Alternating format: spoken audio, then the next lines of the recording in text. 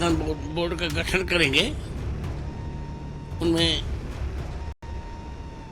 ऐसे लोगों को रखेंगे जो हिंदुत्ववादी होंगे। शीघ्र अति शीघ्र अब सरकार को हिंदुओं के मंदिर हिंदू बोर्ड के अधीन कर देना चाहिए।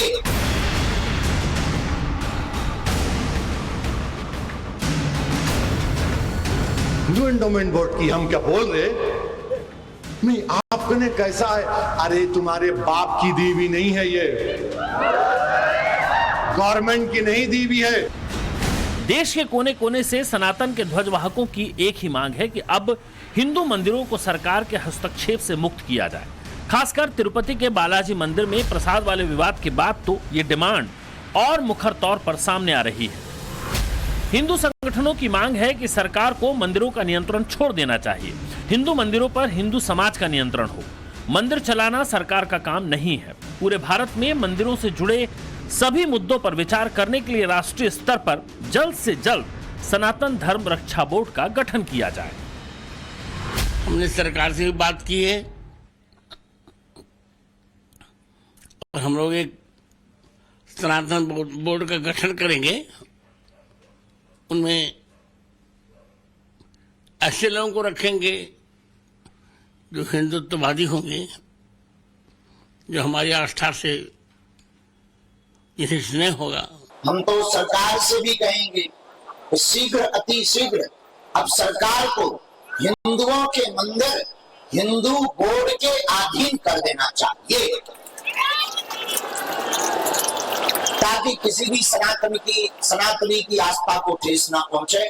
हमें सुनकर के बहुत मन हमारा दुखी हो रहा है और मंदिरों को अब जो है सनातनियों के मंदिरों के ही अधीन कर देना चाहिए, वरना ऐसी स्थितियां निर्मित होती ही नहीं। जगत गुरु रामभद्राचार्य और बागेश्वर सरकार जैसे सनातन के पुरोधाओं की इस मांग के पीछे की वजह बड़ी है। क्या है वजह, ये भी बताएंगे, लेकिन पहले वक्फ बोर्ड बिल पर जारी सियासत पर हैदराबाद के भाईजान का ताजा बयान सुन लीजिए। ये जो नरेंद्र मोदी की सरकार है, वो वक्फ प्रॉपर्टीज को बचाने के लिए, वक्फ प्रॉपर्टीज को डेवलप करने के लिए, वक्फ प्रॉपर्टीज में एफिशिएंसी लाने के लिए ये बिल नहीं लाई है।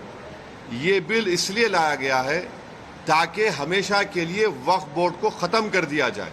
मुसलमानों से उनकी मस्जिदों को छीनना चाहते हैं, दरगाहों को छीनना चाहते हैं, कब्रस्तानों को छीनना चाहते हैं, इसलिए इस बिल को लाए हैं लोग। असदुद्दीन ओवैसी मुंबई में थे। इसी साल महाराष्ट्र में चुनाव है, नजर वोट बैंक पर है, तो इसी तरह के बयान की उनसे उम्मीद भी है। लेकिन संत समाज, जिन्हें न तो सियासत से कुछ लेना देना है, न ही सांसारिक मोह माया से, तो सवाल है कि वो क्यों हिंदू बोर्ड की मांग कर रहे हैं। संतों के इस डिमांड की वजह समझने के लिए आपको अयोध्या में बने प्रभु श्री राम मंदिर के हिसाब किताब को समझना पड़ेगा। इसी साल 22 जनवरी को प्रभु राम अपने इस विशाल मंदिर में विराजमान हुए। तब से हर रोज करीब 1 लाख से ज्यादा राम भक्त दर्शन पूजन के लिए आ रहे हैं और दिल खोलकर दान दे रहे हैं। पिछले 5 सालों में अलग अलग माध्यमों से करीब 5500 करोड़ का दान मिला। पिछले 1 साल में दान और ब्याज को मिलाकर 400 करोड़ रुपए दान में आए। इसमें विदेश से करीब 15 करोड़ रुपए का दान भी शामिल है, जबकि 13 क्विंटल चांदी और 20 किलो सोना का चढ़ावा भी आया। अयोध्या आने वाले राम भक्त दर्शन के बाद दिल खोलकर दान भी करते हैं। राम जन्मभूमि सेवा केंद्र के दान काउंटर पर ये चढ़ावा अर्पित किया जाता है। इसके अलावा जो राम भक्त होते हैं वो कचहरी के पास ट्रस्ट कार्यालय में भी दान करते हैं। मंदिर में भी दान पत्र बनाया गया है। इसके अलावा ऑनलाइन माध्यम से भी दान किया जाता है। दान के एक एक पैसे का पूरा हिसाब रखा जाता है। अयोध्या का राम मंदिर हो या फिर तिरुपति बालाजी मंदिर, शिरडी साईं बाबा से लेकर माता वैष्णो देवी के मंदिर तक, हिंदू आस्था के देश में जितने भी बड़े केंद्र हैं, वहां हर साल अरबों में चढ़ावा आता है। उन सब का बाकायदा हिसाब किताब है। लेकिन संत समाज की दलील है कि देश में मस्जिद, दरगाह और चर्च पर कोई सरकारी नियंत्रण नहीं है, लेकिन मठों, मंदिरों और गुरुद्वारों पर सरकार का कंट्रोल है। यही बात हिंदुओं को खटकती रही है। चर्च और मस्जिद के संचालन के लिए बने बोर्ड में कोई हिंदू शामिल नहीं हो सकता है, लेकिन मंदिर बोर्ड के मामले में ऐसा नहीं है। चर्च और मस्जिद अपनी कमाई से धार्मिक संस्थान चलाते हैं और अपने धर्म को आगे बढ़ाने का काम करते हैं। लेकिन मंदिर अपनी कमाई से खुद पुजारी को वेतन नहीं दे सकता और सरकार इससे होने वाली कमाई दूसरे कामों पर खर्च करती है। यही वजह है कि संत समाज सरकार को चेतावनी दे रहे हैं कि या तो सरकार वक्फ बोर्ड को खत्म करे या फिर सनातन बोर्ड बनाए।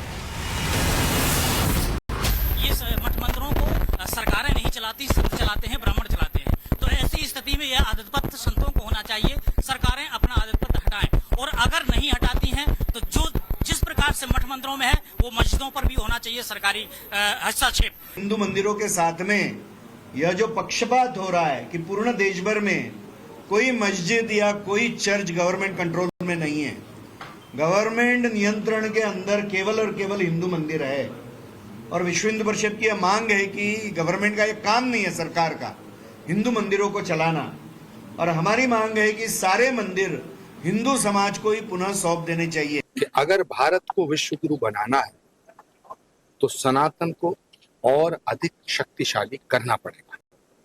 आज सनातन को खत्म करने की साजिशें हो रही हैं, सनातन को भ्रष्ट करने की साजिशें हो रही हैं, और इन साजिशों में पूरी दुनिया की बड़ी बड़ी ताकतें शामिल हैं। हिंदू मठ मंदिर के संचालन के लिए अभी सनातन बोर्ड नहीं है। बावजूद इसके मंदिर का सारा हिसाब किताब क्लियर है, सब कुछ सार्वजनिक है, ट्रांसपेरेंसी पर कोई सवाल ही नहीं। लेकिन विडंबना यह है कि 6 दशकों से वक्फ की संपत्ति की देखरेख के लिए देश में जो बोर्ड चल रहा है उसके तहत आने वाली संपत्ति के ट्रांसपेरेंसी पर सवाल उठते रहे। हालांकि ये बात अलग है कि ओवैसी साहब वक्फ प्रॉपर्टीज पर नया डेटा लेकर आ गए हैं और लगे हाथ देश के मठ मंदिरों की प्रॉपर्टी गिना गिना कर विरोधियों पर निशाना साधने लगे हैं। 9,40,000 मुसलमानों के पास है, वक्फ बोर्ड के पास है, वक्फ बोर्ड के पास है। अभी ये 4 रियासतों में 10 लाख एकड़ किसकी है? हिंदू एंडोमेंट बोर्ड की। हम क्या बोल रहे? नहीं, आपने कैसा है? अरे तुम्हारे बाप की दी हुई नहीं है, ये गवर्नमेंट की नहीं दी हुई है, हमारे आबा अजदाद ने अपने खून की गाढ़े पैसे की कमाई से इसको वक्फ किया है। इस बीच बीजेपी सांसद निशिकांत दुबे की एक चिट्ठी से नया सवाल खड़ा हो गया है।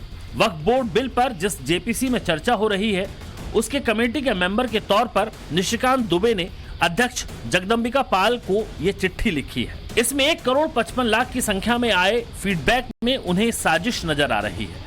फीडबैक में वक्फ बोर्ड बिल को रद्द करने की मांग है। बीजेपी सांसद कार्यालय से पूरे मामले की जांच कराए जाने की मांग की है। ब्यूरो रिपोर्ट, टाइम्स नाउ, नव भारत।